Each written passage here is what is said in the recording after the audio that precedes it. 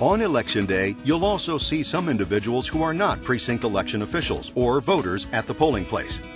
These people have special privileges to observe the election: watchers, challengers, and poll book holders.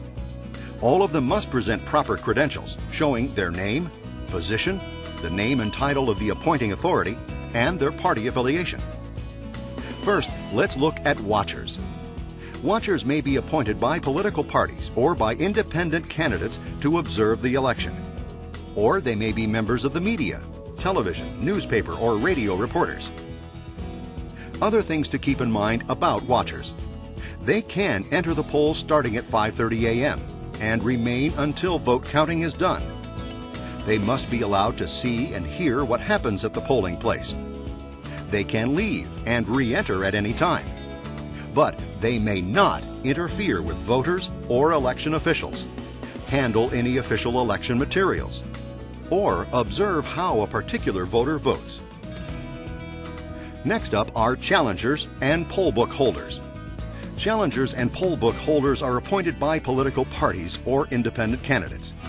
Like inspectors and judges, challengers may question whether a voter meets the requirements to vote in that precinct. Poll book holders may simply observe the polls to see who has voted. Some things to remember about challengers and poll book holders. Each party or candidate may have only one of each at the polls at any one time on Election Day. Both are allowed inside the polling place. Challengers may ask for a voter's name. When asked, a voter must provide his or her name to the challenger before voting. Watchers, challengers, and poll book holders have special access to the polls and the chute, but they're not the only people you'll see on Election Day. There are many people around the polls on Election Day, not just voters and those of us working there, so it's important to know just who is and who is not allowed inside the polling place. Who can be inside the polling place? Voters casting ballots. Children under 18 accompanying a voter. Precinct election officials, inspectors, judges, poll clerks, and sheriffs. Deputy election commissioners. Challengers, watchers, and poll book holders with credentials. An individual authorized to assist a voter.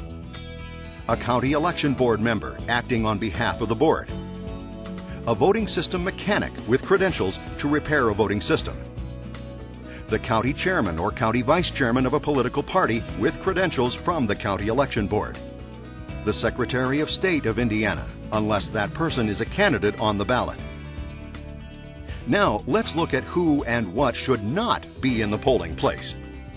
Candidates, political party precinct committee persons, and other political party volunteers are not allowed inside the polling place, except at their own precinct when they are voting. They cannot post or leave campaign materials inside the polling place, but they are allowed to be outside of the polls as long as they're outside the chute.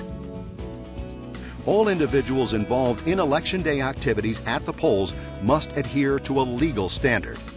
State law defines electioneering as expressing support or opposition to any candidate, political party, or public question. A person who commits electioneering within the polls or the chute commits a Class A misdemeanor.